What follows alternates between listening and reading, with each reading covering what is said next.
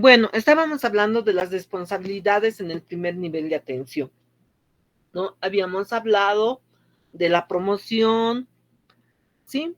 La promoción, implementar las estrategias de educación, orientar y solicitar las mamografías de acuerdo a las recomendaciones, ¿no? Que es algo bien importante, habíamos indicado, hacer el seguimiento y la atención a las usuarias que están tratadas y además que ya son contrarreferidas. Capacitar el recurso humano de la comunidad, que es algo bien importante, y además para la enfermera, para el enfermero y sobre todo para el establecimiento de salud, el hecho de trabajar con los agentes comunitarios de salud, que antes se denominaban los responsables populares de salud, es importante porque es un nexo directo entre el establecimiento de salud y la comunidad, ¿no? No, además esto está en la norma de la SAFSI, ¿no es cierto? Ahí nos dicen una de las normativas que sí tienen que haber aquello. Entonces,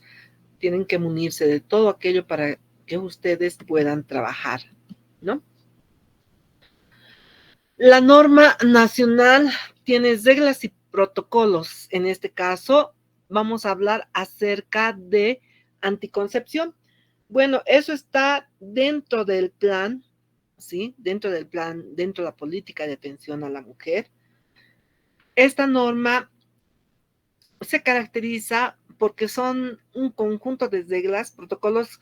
Entiendo que ayer han estado en un taller de anticoncepción, ¿sí? ¿Me aclaran? Sí, licenciada.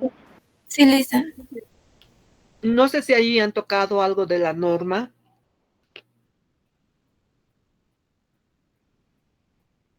No, Lisa. No, ¿ven? Simplemente han hablado de anticoncepción, ¿verdad? Sí, Lisa. Ya. Entonces, fíjense, la norma, como dice, son reglas y protocolos en este caso para los procedimientos que van a estar orientados, en este caso, en este caso principalmente a los estándares de calidad en las prestaciones de salud que van a ir relacionados con la provisión de atenciones en anticoncepción, ¿sí? Pero nosotros tenemos que actuar enmarcados en los derechos sexuales y los derechos reproductivos de la población, sea varón, sea mujer, ¿no es cierto? Entonces, ahí hay técnicas, ¿sí? Procedimientos que se tienen que realizar. Entonces, es importante conocer aquello. De un tiempo a esta parte también nos hemos olvidado y dentro de la norma también nos indica varias cosas que ayer han debido tomar en cuenta. Por ejemplo, qué aspectos debemos tomar para proveer de un anticonceptivo a una persona, a una mujer, a un varón, sobre todo a una mujer. ¿Qué cosa voy a ver? ¿Qué parámetros voy a observar? ¿No es cierto? Entonces ahí, esta norma también tiene como base prioritaria la orientación, ¿sí? Por eso es que existe una norma nacional de orientación en salud sexual y reproductiva. Cuando hablo de salud sexual y reproductiva, es amplio, ¿no es cierto? Entonces, ¿cuándo me voy a...? ¿Qué es? Ayer han debido determinar los conceptos de salud sexual. A ver, ¿quién me dice?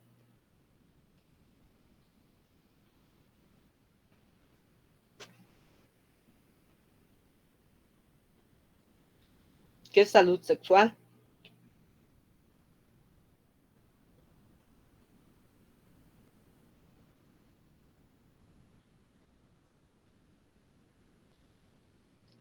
Rafael, ¿estás Rafael? Hola, me estoy anotando. Daniela. Licenciada Daniela, presente. ¿Ya? ¿Qué es salud sexual? Salud sexual el,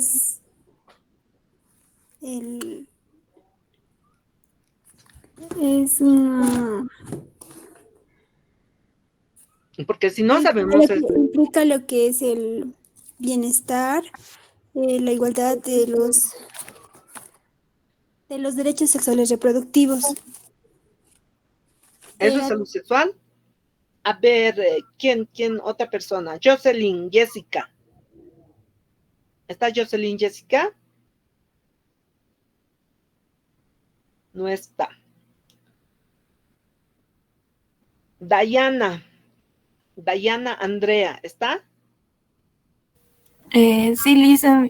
Bueno, palabras así un poco sencillas. Yo entendí como salud sexual es tener el conocimiento sobre lo que es la sexualidad como tal. Y las licenciadas ayer nos estaban hablando que existen diferentes tipos, como ser la homosexualidad, la heterosexualidad y la bisexualidad, y el respeto y la equidad de los mismos que debe existir. Por eso mismo nos mencionamos sobre los derechos sexuales y reproductivos, que son derechos humanos.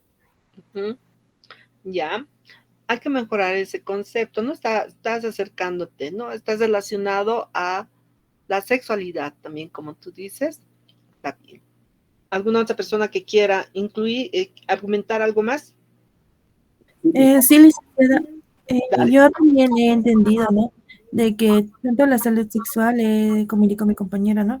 Pero también indica la decisión de saber cuándo, digamos, tener hijos, la decisión de cuándo decidir hacer o no hacer, de tener o no tener hijos. Eso, licenciada. Ese es un derecho, ¿no ven? Sí. De salud reproductiva. Ahora, ¿qué es salud reproductiva? A ver, Mari Isabel. ¿Está Mari Isabel?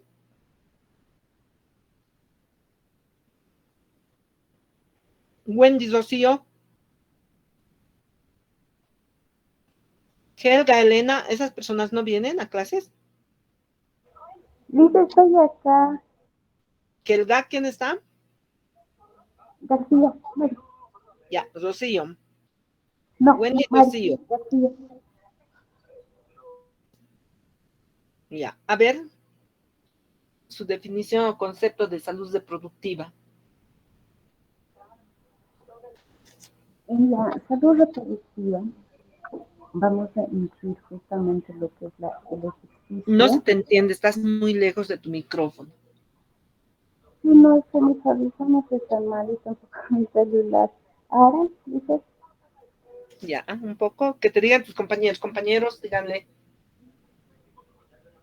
Se logra escuchar, Lisa. Ya. Justamente en la salud reproductiva vamos a implicar lo que es el ejercicio sano, de lo que es de la sexualidad, ya sea, digamos, tanto en el hombre y en la mujer, en diferentes etapas en el que se encuentre la persona. Ya. Ok. ¿Qué más? Zut Sheila. Zut, no está la Zut. José Roberto. ¿Está José Roberto? Sí, licenciada. Ya, adelante, te escuchamos. Bueno, salud reproductiva es como tal un estado general, como bien lo dice la definición de la OMS con relación al estado, con relación a la definición de una salud, ¿no? Que es el bienestar físico, mental, social, y no la ausencia de enfermedades. Pero esto relacionado con lo que son los sistemas reproductivos, funciona todo lo que concierne la reproducción o la vida sexual. Ya, listo. ¿No? Entonces afiancen un poco más esas sus definiciones, ¿sí? Estamos por ahí. No solamente se refiere al sexo, no solamente se refiere a la reproducción, sino también que va mucho más allá, ¿no es cierto? Cuando hablamos de estos conceptos, es el hecho de comprender, es el hecho de hacer conocer a las personas que dentro de la salud sexual, dentro de la salud reproductiva, está todo lo que han dicho, pero además está el placer de vivir esta sexualidad, el placer de vivir la salud reproductiva. ¿No es cierto? Que eso es algo normal. Debería ser algo así, normal, nos dicen, pero que muchas veces no hay ese disfrute, si se quiere, cuando hay la salud sexual, directamente en las relaciones sexuales, ¿no? Que no deben ser obligadas. Una mujer, por ejemplo, que es obligada a tener relaciones sexuales, tiene placer, ha disfrutado de ese momento, no disfruta, ¿verdad? Entonces, eso es para ambos géneros. Entonces, no solamente es el hecho de que tenga relaciones sexuales, no solamente es el hecho de que tenga hijos, sino que también los desee y los disfrute además. Eso es parte de la vida, además de la salud mental, ¿no es cierto? Entonces, eso hay que tomar en cuenta. No solamente voy a ver esa parte fisiológica, ¿no? Sino también tengo que tomar en cuenta la parte emocional de los sentimientos, de qué piensa, qué siente, ¿no? Por eso en nuestro medio hablar de estas temáticas tiene todavía sus limitaciones, ¿no? Por ejemplo, cuando estamos en los consultorios escolares o hablamos inclusive con algunos maestros, coordinados y decimos, vamos a hacer actividades que están relacionadas a la salud sexual. No, en algún caso han reaccionado, ¿cómo? Es que no se puede hacer eso, no. Cuando hablamos de la salud sexual no es hablar de sexo, ¿no es cierto? Entonces va mucho más allá. El sexo es una parte de la salud sexual, ¿no? Entonces eso hay que tomar en cuenta. Entonces, ¿qué nos dice? ¿Cuál es el propósito de esta norma? ¿Sí? Como todas las normas, su propósito es desarrollar y difundir la orientación en salud sexual reproductiva, proporcionando conceptos, dice, además de conocimientos y procedimientos técnicos, ¿no? Ya les hablaba, ¿no es cierto?, que hay una norma para hacer orientación.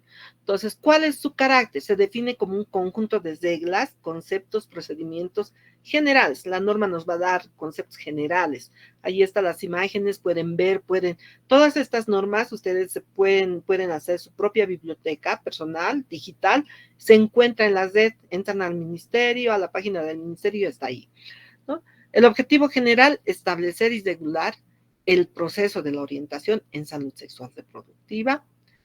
¿Para qué me va a servir esto? Para ofertar servicios como parte de la atención integral, ¿no?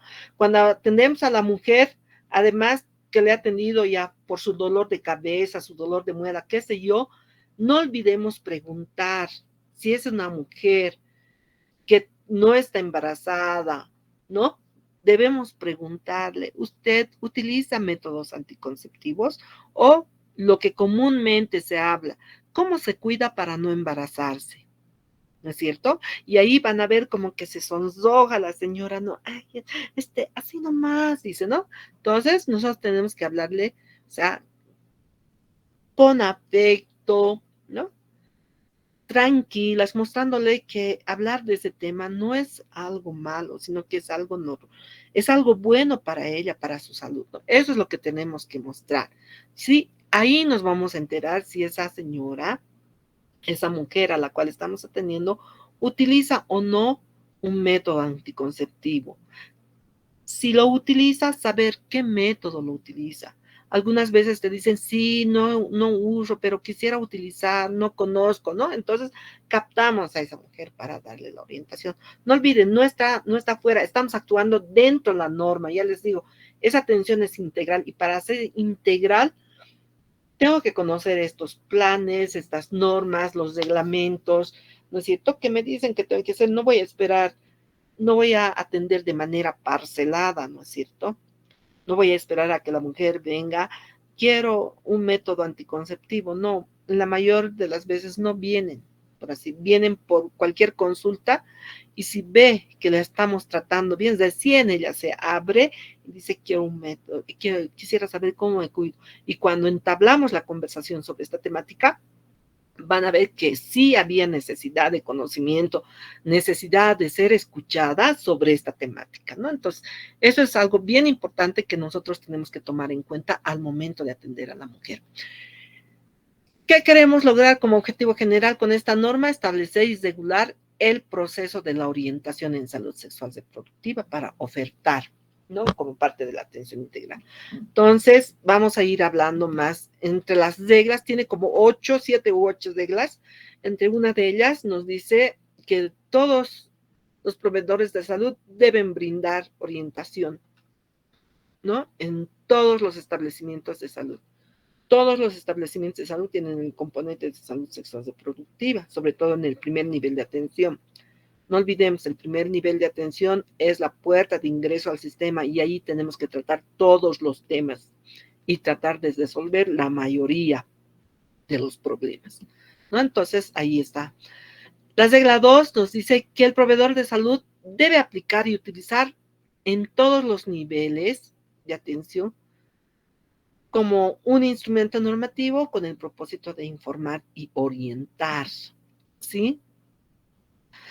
La prestación de servicios. Entonces, en esta regla nos dice que además de dar la prestación de servicios por lo cual ha venido, ¿sí? La prestación de servicios en cuanto a la salud sexual y reproductiva deben conocer, deben comprender necesariamente los procedimientos de orientación. Para eso, para yo brindar un servicio de salud sexual reproductiva, en este caso anticoncepción, tengo que conocer bien qué es la orientación y cómo orientar. Sí, eso me dice la regla, porque si no sé eso, no puedo hacer orientación.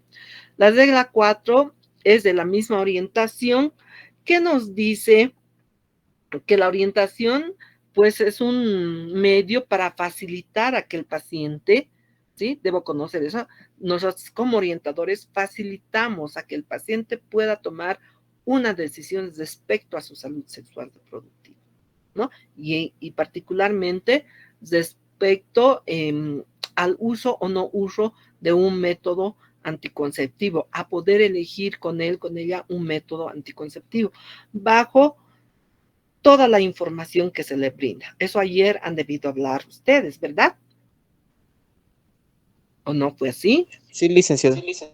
¿No? Entonces, la regla 5 nos dice el seguimiento a las usuarias. Es importante que cuando una usuaria, en este caso estamos hablando propiamente de la mujer, pero también se hace el varón, la mujer ha optado por usar una Depo-Provera, entonces tengo que hacer, ¿a cuánto tiempo le voy a hacer el seguimiento? Ayer han hablado. Por primera vez está usando. ¿Debo hacer seguimiento o no debo hacer seguimiento? Sí, sí se debe hacer seguimiento en cómo su cuerpo está reaccionando. Es cada ¿Cuánto 3 tiempo? meses, se aplica cada 3 meses, entonces el seguimiento es en cada que vaya a aplicarse. Ya, debo hacer seguimiento. El primer seguimiento va a ser para saber qué cosa, cómo le va con el método, ¿sí? ¿Qué reacciones o efectos adversos le ha provocado? Porque ¿qué puede provocar? ¿Cuáles son las, cómo se llama? No se dice ahora desventajas, las limitaciones de la Depo-Provera, a ver. ¿Quiénes la pueden usar? ¿Quiénes no la pueden utilizar? Licen, podría ser las personas que tengan que tengan la hipertensión. Ya. No la pueden usar. Pero si ya la está utilizando, ¿le provocará efectos adversos?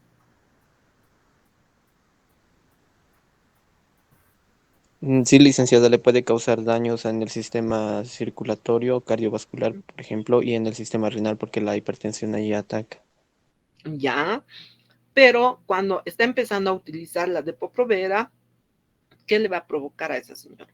Dolor de cabeza, ¿qué más? Acúfenos, tinnitus, cefalea, dolores precordiales.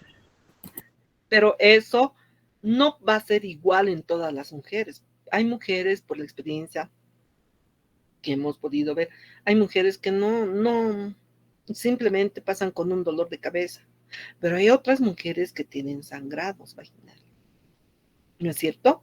Entonces, de todo lo que les han dicho ayer que le puede provocar, hay muchas mujeres que no les provoca nada. Hay otras mujeres que sí dicen, me he hecho dar náuseas, que me hace doler la cabeza, ¿no? Entonces, esos signos y síntomas tengo que hacer seguimiento, tengo que conversar. Por eso es importante al momento que le estoy haciendo la orientación, aclarar todas sus dudas y decirles qué pasa cuando ya es la segunda o la tercera aplicación de la Depo-Provera y que le va a llamar mucho la atención a la mujer en caso de que no hayas recibido una muy buena orientación. A ver.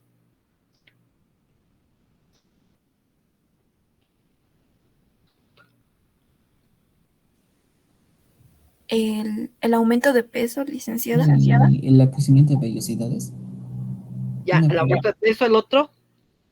Era el crecimiento de vello facial en los facies. Ya, pero no vamos a ver, generalmente no se da.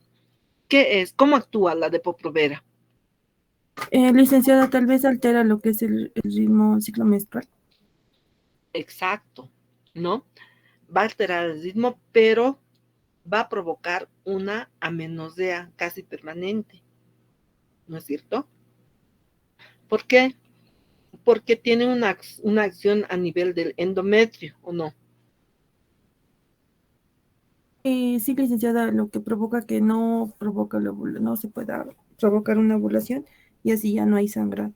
Exacto, ¿no? Entonces, cuando a la mujer no le hemos orientado que le va a pasar esto, porque a algunas les pasa cuando ya han recibido la segunda dosis, entonces, y se asustan. Y si no le hemos orientado, se asustan. Y mucho más aún en el área rural, porque tienen sus conceptos relacionados, tienen sus conocimientos propios relacionados a la menstruación, ¿no? A la menstruación. Las mujeres, por ejemplo, en el campo, dicen, si no sangra, si no tiene su costumbre, como le llaman mensual, entonces significa que eso se está quedando al interior de su matriz y que se está convirtiendo en una bola y que va a ir creciendo poco a poco. Eso es lo que dicen, ¿no? Un conocimiento. Otro conocimiento que dicen es que es una sangre mala que sí o sí tienen que eliminar y si no, les puede provocar daño. Entonces, si está usando la Depo-Provera y no le hemos dado esta información que es tan valiosa, entonces la mujer se asusta, deja de venir al centro de salud y deja de utilizar el método, solo por esos aspectos, ¿no? Entonces, eso les comparto porque yo sí hice seguimiento de aquello y habían estas situaciones, ¿no? Entonces, por eso es importante la orientación y tomar en cuenta estos pasos de la orientación. Luego tenemos en los grupos de adolescentes, ya hemos visto que la comunicación en este caso no es igual que con los adultos. Tendré que tener mayor cuidado y poder dar toda la información completa en las adolescentes, ¿verdad? Entonces, las reglas 7 de los instrumentos de registro, bueno, hay muchos instrumentos de registro que debemos utilizar, llenarlos de manera correcta, porque eso, sobre todo los cuadernos, eso nos permite hacer el seguimiento. Y finalmente la regla 8, que es de la estructura de la norma misma, que nos dice que la orientación debe cumplir los 5 pasos. ¿Cuáles eran? Ayer les he indicado, anteayer.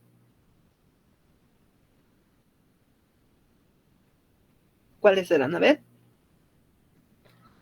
1 es establecer una relación cordial. 2, identificar las necesidades. 3, responder a las necesidades. 4, verificar si ha comprendido. Y 5, mantener una relación cordial, ¿no es cierto? Eso cuando hablemos de la orientación propiamente dicha lo vamos a tratar a profundidad. ¿Sí? ¿Quedó claro? Sí, licenciada. Sí, licenciada. Sí, licenciada. Ok.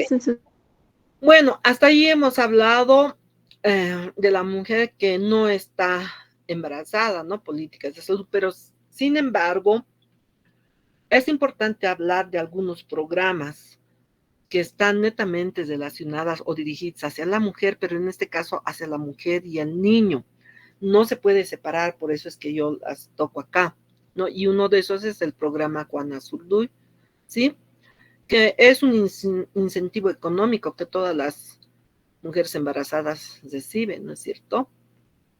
¿No? Entonces, además es un anzuelo, para que puedan hacer los controles prenatales, para que puedan atenderse el parto en un establecimiento de salud, ¿no es cierto? Entonces, este ha sido creado con el Decreto Supremo número 066 del 3 de abril del 2009.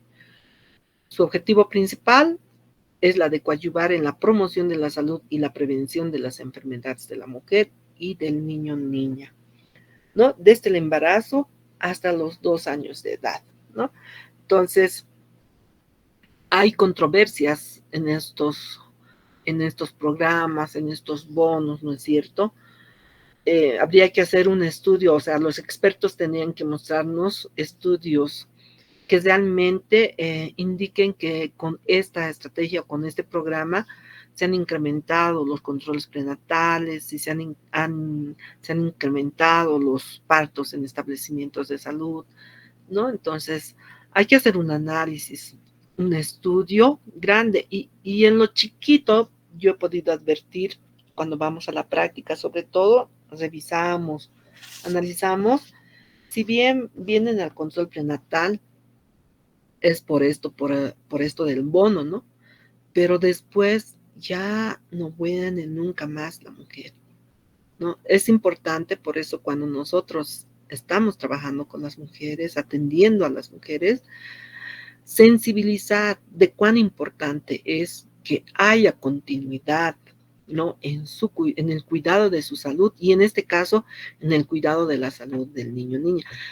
Otros expertos en cuanto a la misma política partidaria o políticas relacionadas a los políticos y hablando sobre la política económica, nos dirán que, bueno, harán la relación de costo-beneficio y hay algunos expertos que indican que el país está invirtiendo mucho para conseguir poco, ¿no es cierto? Y que además estos programas han sido programas políticos, vale decir, del gobierno político, porque generalmente son subsidios y pues esto nos está consumiendo mucho a la propia economía del país, ¿no? Aunque el gobierno no lo quiera ver así, dicen, pero eso es lo que nos está causando a la larga, dicen, ¿no? Entonces, nosotros como personal de salud tenemos que tener conocimiento de aquello y trabajar ¿en qué?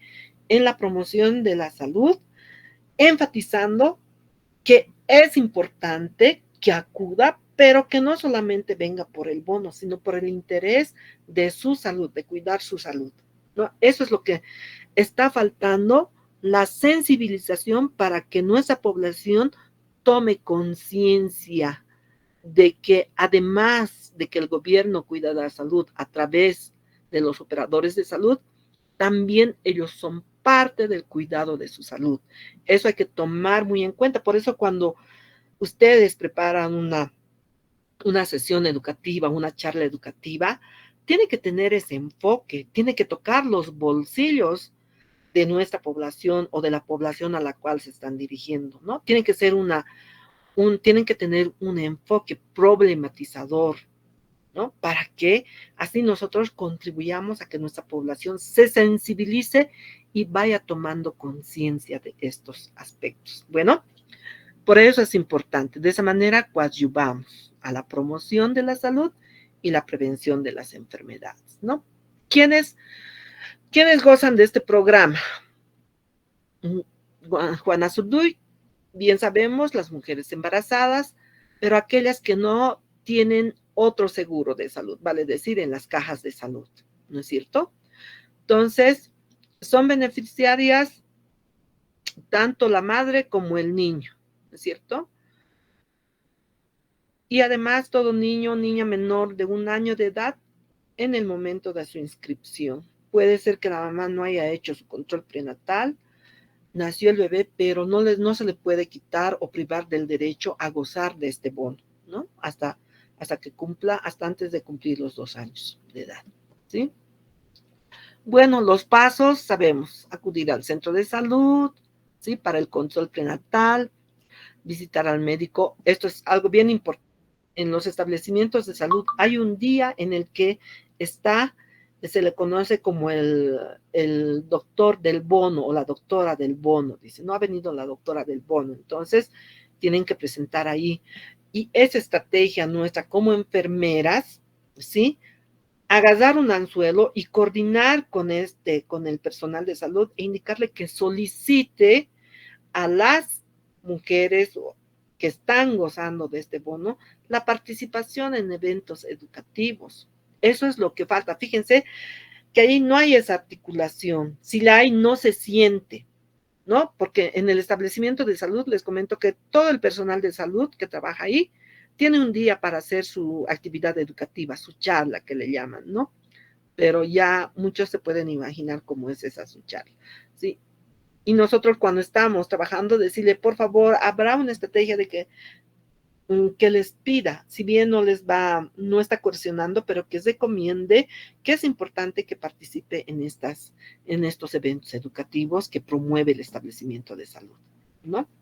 En algún caso, con algunas estudiantes, cuando yo estaba por aquí, por la ciudad del Alto, coordinábamos con la ZED, ¿no? Y con el director del establecimiento de salud y con el doctor o doctora del bono, ¿no? En un CAI, y ahí habíamos acordado que sí, que les pidamos. Entonces, nosotros hemos organizado algunos grupos con las mujeres embarazadas, por ejemplo, y que venían, y el médico responsable del bono les solicitaba, ha participado, les decía, ¿no?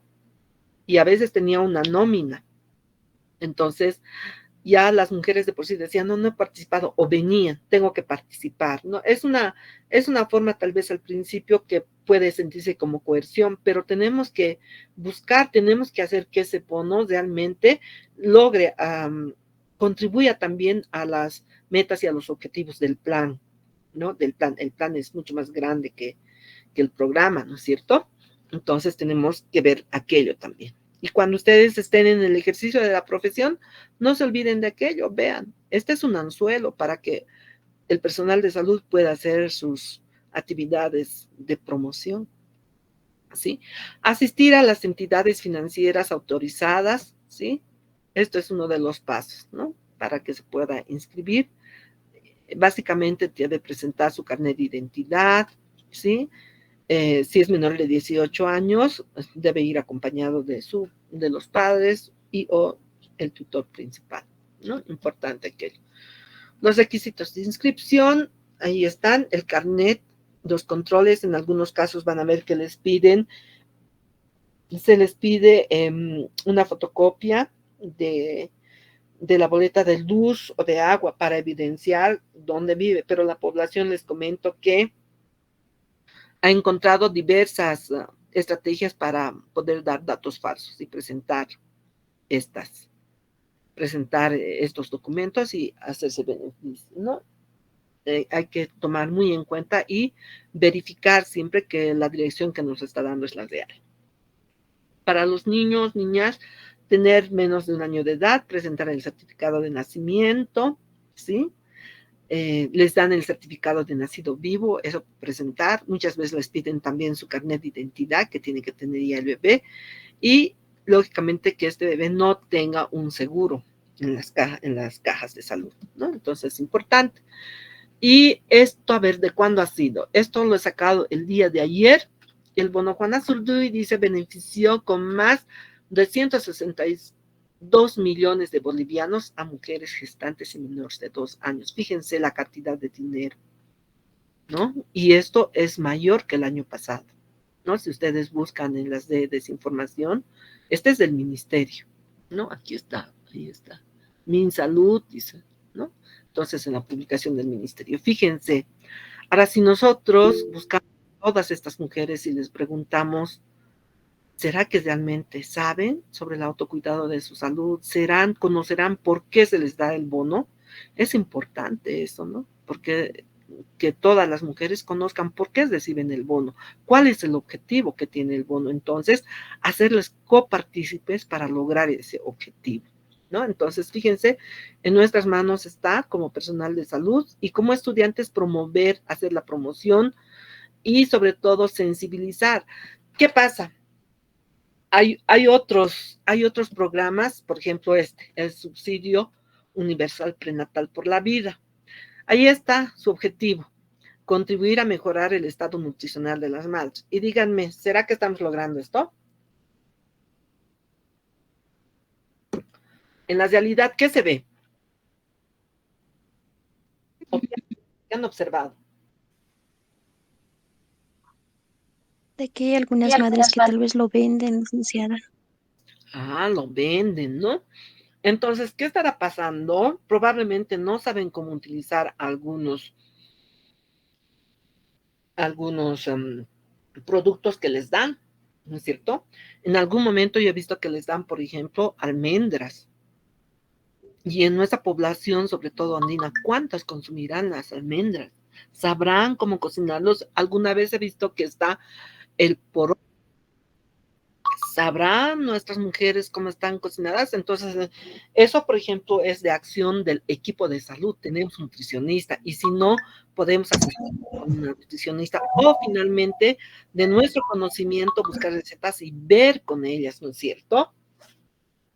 Cómo cocinar. Y tal vez, en otro sentido, tal vez no estamos llegando, cumpliendo con el objetivo, ¿no es cierto? Del programa, ¿no? Dice, contribuir a mejorar el estado nutricional de las madres gestantes y seguimos teniendo madres anémicas, ¿no es cierto? Que están entregando a partir del 5º mes de embarazo. Entonces, aquí también, ¿no? Es importante. Yo les digo, en la práctica así real, no hay un trabajo muy coordinado. ¿Esto quién viene? Pues el del bono, el médico que corresponde, ¿no? Que atiende, pero no hay. Pero nosotros podemos aprovechar cuando la población está en la sala de espera. Cuando vamos, si movilizamos a la población, qué sé yo, una reunión en la comunidad para charlar sobre esta temática, qué excelente, ¿no es cierto? Porque hay que trabajar con ellos esto, la sensibilización de por qué. A ver, pregúntale por qué a una mujer, ¿y por qué el gobierno te da el bono? ¿O por qué el gobierno te está dando este subsidio? ¿No? Que a veces hay desconformidad, ¿no es cierto? Habrá que, fíjense, hay harto que tenemos que investigar así, investigaciones tan chiquitas, ¿no es cierto? Ver aquello. Bueno, ¿qué es el subsidio? Ya sabemos, ¿no? Para las mujeres consiste en la entrega a la beneficiaria de 4 paquetes, dice, pero eso va a depende de cada año. Y aquí depende de cada año, ya les digo. Por otro lado, ustedes tendrían que ver y la próxima vez, por favor, vean qué es lo que se está entregando en este tiempo, qué se les da en este subsidio prenatal. Bueno, queda como tarea, se pregunta eso. No es evaluada, pero queda como tarea, cualquiera de ustedes les toca. Bueno, y puede ser pregunta de examen. ¿Estamos? Hola, ya me han dejado. No, Lisa, está bien. No, Lisa, estamos aquí. Listo, ok. Y finalmente tenemos la Norma Nacional de Atención Integral en Infecciones de Transmisión Sexual y el VIH-Sida, cuyos objetivos son otorgar e implementar un modelo de atención integral que sea accesible, que sea oportuno, que sea de calidad en las infecciones de transmisión sexual, VIH, SIDA, ¿no? En el Sistema Único de Salud.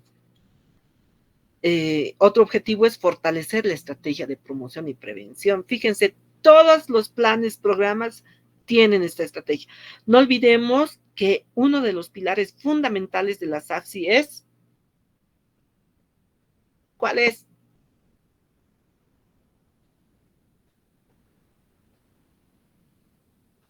No, La integralidad, Lisa. No, la promoción de la salud. ¿No ve?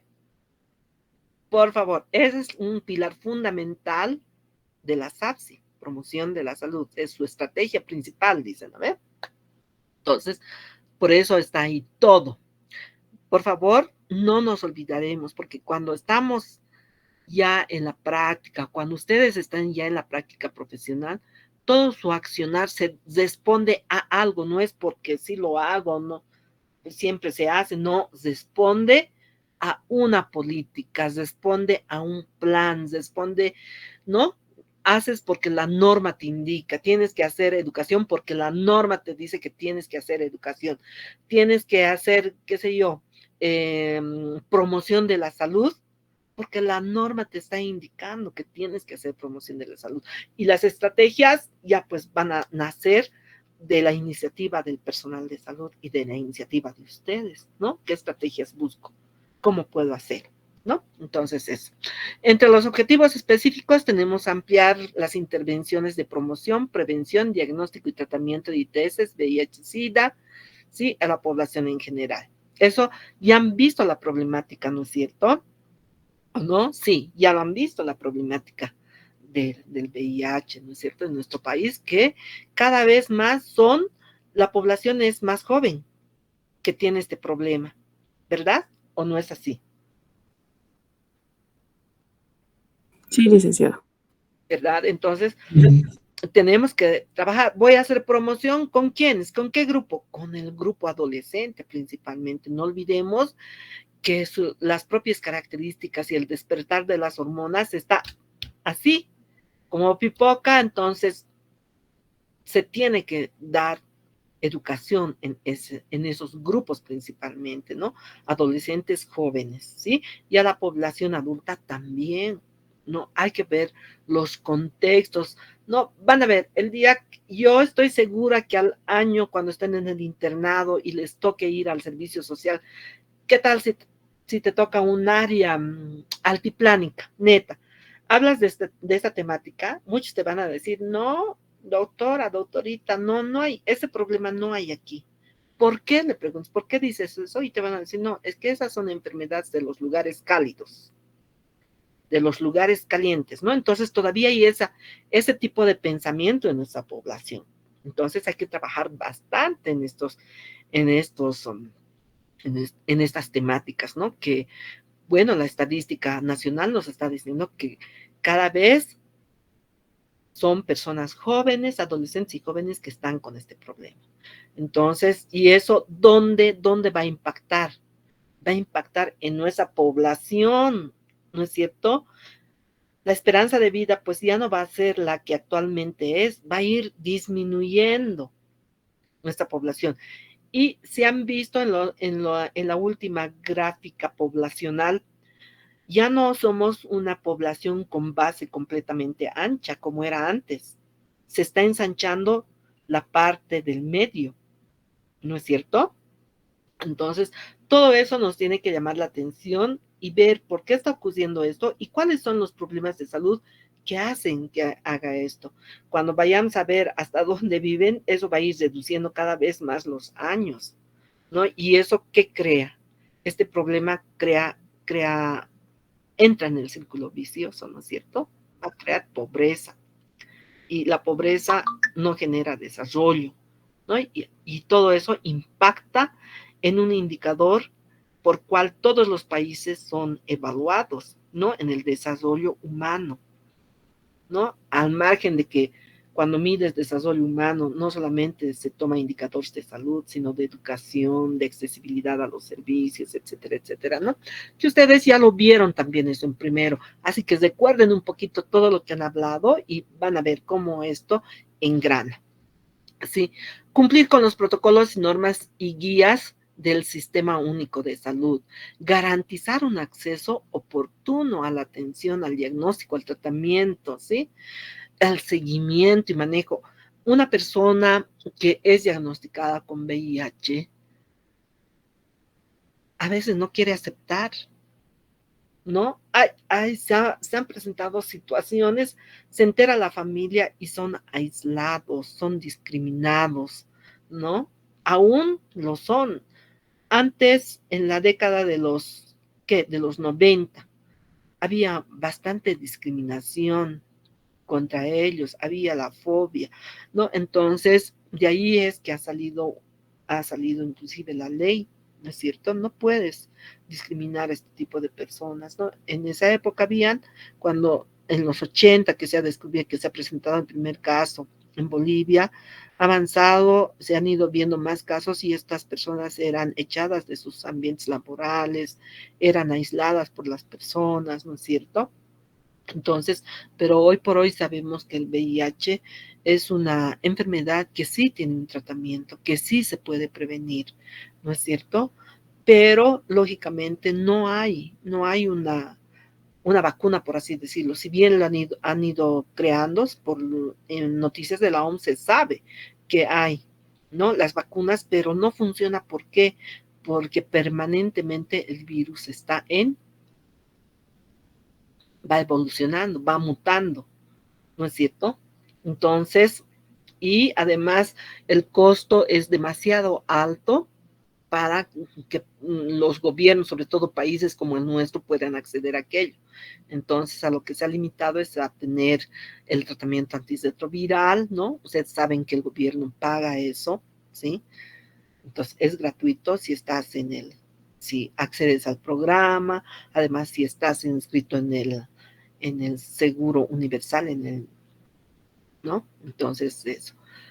Fíjense, y ahí, hasta ahí terminaríamos. Ay, no, nos queda todavía esta otra norma, que es la atención a la mujer y al recién nacido, pero que en algún momento lo vamos a tocar. Básicamente esto tiene relación con el continuo de atención, ¿no? Aquí hay algunas reglas principales que van, como les digo, tanto a la mujer como al recién nacido. No se puede separar y por eso es que lo tocamos aquí, ¿no? La primera regla habla acá existen como 11 reglas. En este caso, la primera habla de la oferta de servicios, como los controles prenatales. ¿Cuántos controles prenatales tiene que haber? La norma nos dice que básicamente 4 controles prenatales debe tener la mujer, ¿no? Habla de la promoción de la salud, habla del alojamiento conjunto, ¿no es cierto? Etcétera, como pueden ver y leer ahí. No es la atención, que esto lo vamos a volver a ver con el continuo de atención, pero es importante que también tengan conocimiento para hacer seguimiento al momento que estemos hablando de la mujer gestante y de la puérpera. ¿Sí? La regla 2, que está relacionado con los instrumentos que se van a utilizar. ¿Sí? Ahí tenemos la historia clínica, el carnet perinatal, los informes mensuales de vigilancia epidemiológica, o sea, toda la generación de servicios que se hace, toda la generación de la información tiene que estar registrada. La regla 3, toda embarazada debe recibir 4 consultas, ¿sí? Ahí está. La regla 4, las 4 consultas deben ser otorgadas, la primera en algún momento, de la mitad de la gestión, la segunda entre la semana 22 y 29, etcétera, ¿no? La regla 5, debes de conocer los siguientes factores de riesgo obstétrico, que también lo vamos a ver en el continuo de atención, ¿no? Si los riesgos obstétricos, menor de 18 años, mayor de 35 años, el espacio intergestacional que es menor a 36 meses o mayor a 60 meses, ¿no es cierto? Que es mujeres que se embarazan muy seguido, tienen un alto riesgo, ¿sí? La embarazada con antecedente de pérdida perinatal, mortinato o defunción, por ejemplo, eso es un embarazo de alto riesgo, que está en el continuo, lo vamos a ver, pero fíjense, está dentro de las reglas que nosotros tenemos que considerar al momento de atender a la mujer embarazada. El riesgo obstétrico debe ser valorado en cada consulta prenatal, ¿no es cierto? Durante el trabajo de parto también, en base a los hallazgos clínicos o en base a y además verificar las complicaciones, ¿no? Si está complicado, si hay un diagnóstico que es sugestiva de una complicación en la embarazada, ¿no? Y entre otras reglas tenemos, por ejemplo, la 8 que nos habla de la deferencia, ¿sí? Que nos dice que hay que utilizar y hay una norma también para hacer la referencia. Esto de igual manera está en el continuo de atención, lo vamos a ver. No está así como regla 9, sino está como actividad, ¿no? Ahí nos van a decir cómo referir. Entonces, ahí nos dice qué tenemos que hacer con la mujer para referirla, etcétera. La 9, que nos dice que hay que promover y proteger la lactancia materna para la atención ambulatoria. Y en este aspecto, el continuo de atención nos habla de la lactancia materna, nos habla de las técnicas de amamantamiento, ¿verdad? Tenemos que ver aquello y eso es lo que tenemos que promover, ¿no? Entonces, ya cuando yo esté atendiendo a una mujer puérpera en el establecimiento de salud, yo tengo que, además de valorar la salud de la mujer, debo orientar sobre el amamantamiento y preguntar siempre, ¿no? ¿Cómo le estás dando la leche? ¿Cuántas veces está mamando tu bebé? Solamente indagando al respecto nos vamos a dar cuenta y la mujer nos va a manifestar, es que le estoy dando biberón porque no tengo leche. Y cuando revisamos, es que los pezones son muy pequeños o están muy anchos o están invertidos. Cuando encontramos una mujer que está dando de mamar o es una puérpera que tiene estas características en la glándula mamaria, eso significa que el personal de enfermería no ha trabajado cuando la mujer venía a los controles prenatales. Ese es el reflejo, ¿no? Porque eso es netamente actividad de enfermería, ¿no? Fíjense, la regla 10 nos habla de las actividades de detección del cáncer cervicuterino. Ustedes saben que hay que hacerles una prueba de Papa Nicolau a las embarazadas. Y la regla 11 nos habla de los puestos y centros de salud que deben realizar la toma de muestras citológicas, ¿no? En mujeres del grupo etario correspondiente, que esto va en concordancia con la normativa de prevención del cáncer de cuello uterino, ¿no es cierto? ¿Así es o no es? Sí, licenciada. Ya están todos cansados. Y bueno, las intervenciones ahí en la promoción de la lactancia materna, asesoramiento individual y grupal, que eso es importante, la promoción de la alimentación complementaria, sí, el alimento, por ejemplo, ahí tenemos que hacer uso de los alimentos que se reciben en el subsidio prenatal, ¿no es cierto? Nosotros de manera indirecta podemos hacer un seguimiento a cómo está utilizando la mujer ese subsidio, los productos, cómo lo está utilizando, ¿no es cierto? Y cómo le sirve. Verán, y allí está todo. Y con eso, bueno, hemos terminado. Sí, ¿algún comentario? Preguntas. ¿Qué les ha parecido? Mucho contenido. Y estamos terminando puntual, casi puntuales. ¿Preguntas? Bueno, no preguntan. Cuando tengamos el primer parcial o en algún examen les preguntaré yo. Licenciada, buenas tardes. Una preguntita. Buen día, Brian. Dime. No sé. Era referida al bono Juana Zurduy. Uh-huh. Este bono, como usted indica, se tiene que presentar lo que es el carnet de identidad boliviano, ¿cierto? Ajá. Pero ¿qué pasaría? Tal vez excepcionalmente, por curiosidad le estoy preguntando, hayan pacientes gestando que sean extranjeras, pero en caso de que ya vivan aquí recientemente, un año o unos meses, pero justo han llegado en gestación. Ya. Yo, gracias por la pregunta, yo tuve ese caso en el área de práctica donde estuvimos, encontramos una mujer venezolana o ecuatoriana, no me acuerdo, pero que era concubina ya un año con un boliviano. Y resulta que no le daban el subsidio, pese a que ya vivía. Probablemente era porque no tenía la radicatoria, tendría que tener la radicatoria, y si está casada, si vive con un boliviano o boliviana, ¿no es cierto? Porque en el país yo no he escuchado la norma en ningún momento, dice que se pueda dar a las mujeres extranjeras, ¿no es cierto? Cosa que, por ejemplo, en Argentina ocurría aquello, ¿no? Y básicamente los bolivianos se iban a Argentina porque podían acceder con facilidad a estos servicios de salud, ¿no? Se iban a hacer operar. Y sabemos también por información que la política actual de ese país está sacando todo aquello.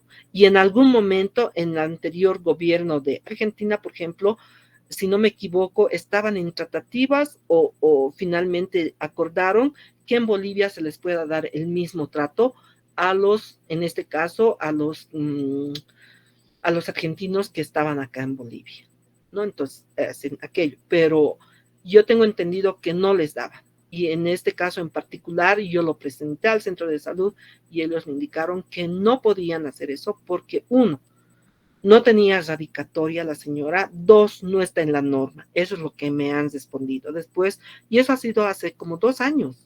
Después apenas hemos vuelto de la pandemia, ¿sí? A la práctica, ahí encontramos este caso, ¿sí? Yo hasta ahí te podría decir, porque después en la norma que hemos leído no hay, y si hubiera, sería excelente que nos compartas, pero no, yo estoy segura que no había, ¿ok?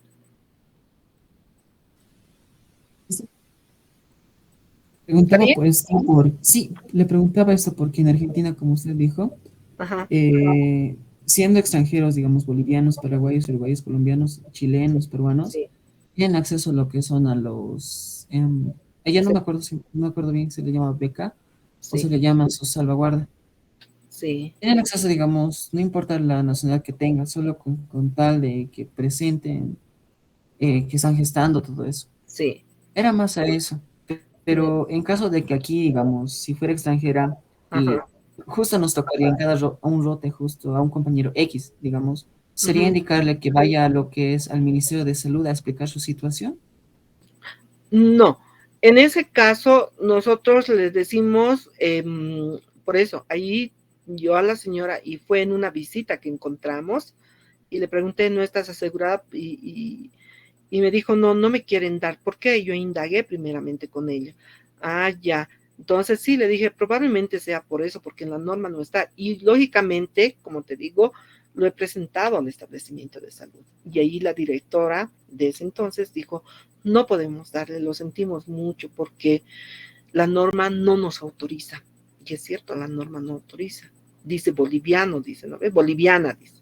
Hemos leído hace ratito, ¿no? Entonces, por esa razón. Ahora, a menos que tenga la radicatoria de ser boliviana, yo creo que como tal tiene derecho, ¿no es cierto? Podría ser excepción, pero no lo indica en la norma. Eso nosotros no podemos determinar.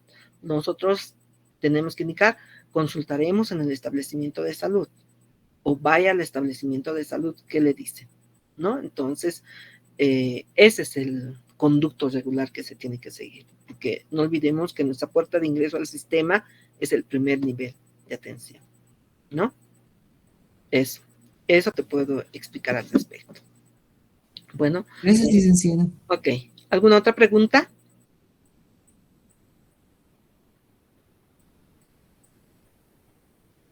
Bueno, entonces, ya que no hay otra pregunta, yo agradecerles por su atención y aprovecho esta oportunidad. Les he compartido ayer los grupos que se han conformado para el taller del continuo de atención que iniciamos el día lunes. Entonces, recordarles, no olviden llevar, por favor, sus copias del continuo de atención. No olviden llevar su resaltador, su lápiz, su goma de borrar, su calculadora, hojitas, las hojas de atención sistematizada al adolescente, que ustedes lo van a encontrar en el anexo mismo. Llévense varias hojitas, ¿sí?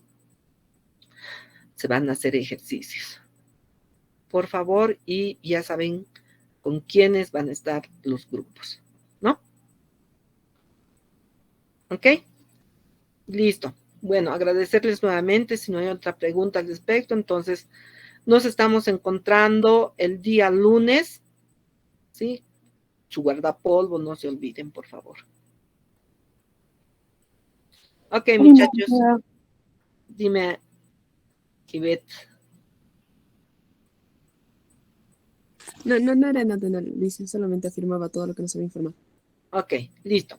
Muchas gracias, jóvenes, que tengan una linda tarde y pasen un lindo domingo también, y nos vemos el día lunes. Chao, chao. Hasta luego, Lisa. Gracias. Hasta luego. Hasta luego.